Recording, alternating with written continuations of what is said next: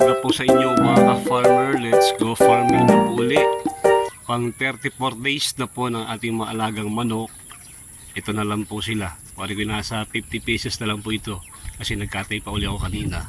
At mamaya baka magkatay po uli ako. Kasi may pa-order pa uli tayo. Pag ganitong panahon po, di tapos na po yung taglamig. Yung tag-init naman ang problema. Hindi naman nawawala ng problema sa pag-aalaga ng 45 days. Advisable po talaga na magandang kulungan, lalo kapag ganitong mga conventional type, traditional type, dapat po yung mataas yung bubong. Ito po, awari ko yung nasa 5 feet lang po ang taas na bubong na ito. Ang ibang nakikita ko malalaki yung mga poultry na hindi naman sila yung libo lang ang karga. Ang kanilang mga bubong po ay halos nasa 10 feet po yung taas ng bubong para maganda po yung ikot ng hangin sa loob ng kulungan.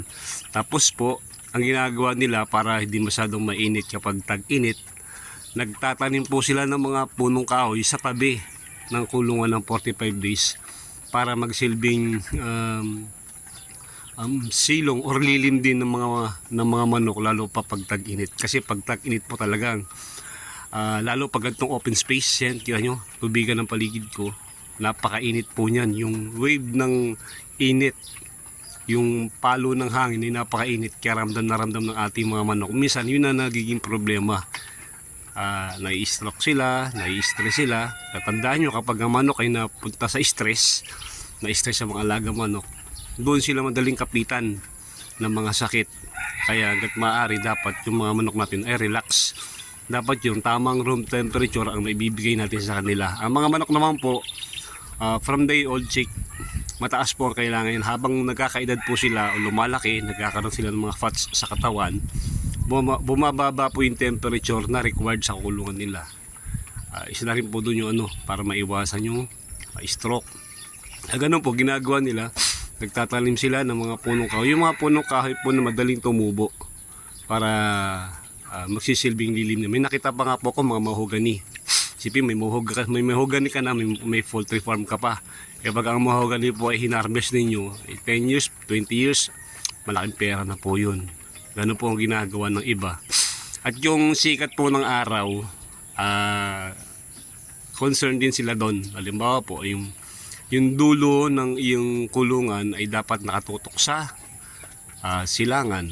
Yung kabilang dulo po nakatutok naman dapat sa kanluran para yung pagbaba at pagsikat at paglubog ng araw ay hindi sila tatamaan ng masyado ng init ng araw. Kasi pagka doon po sa dulo, yung dulong part lang lalagay yung tabing. Kasi pagka nakaharap yung buong kahabaan ng inyong kulungan, talaga may init dyan, may hirapan kayong tabingan yung inyong mga yung kulungan ng inyong mga manok.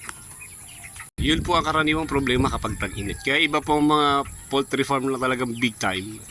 Ang kanilang mga poultry farm ay talagang air condition na para sila nagtitimpla ng init at lamig na ibibigay doon sa mga manok. Di kagaya ng nasa backyard, hanap ka pa ng paraan para yung lugar ay, yung kulungan mo ay huwag masyadong malamig, huwag masyadong mainit. O di gagawa na lang po tayo, didiskarte na lang po tayo para para hindi ma-stress yung ating mga alaga. Ayun lang po mga ka-farmer, na-share ko lang po yung mga bagong o yung mga paraan at yung mga design ng mga kulungan. Sa susunod po yung yung cage type, papakita ko sa inyo yung aking ginawa. I-share ko rin sa inyo paano pag-aalaga, pati bantayan natin yung aking pag-aalaga sa cage type, yung magiging kagaya rin na pag-aalaga dito sa traditional, yung nakataas po ang ang sahig sa lupa. Ito po ang taas po ng sahig ko sa lupa ay siguro sa 4 feet, 4 na talampakan po. Kaya yung dumi nila, iba ka po mas mataas pa. Kaya nasa inyo po yun. Kung may budget naman kayo, di gawin nyo na ng maganda, umpisa pa lang, para hindi kayo mahirapan sa pagpapalag. Paki-like naman po yung ating video, paki-subscribe po yung ating channel. Maraming salamat po sa inyo mga ka-farmer. Mabuhay po kayong lahat. Happy farming po.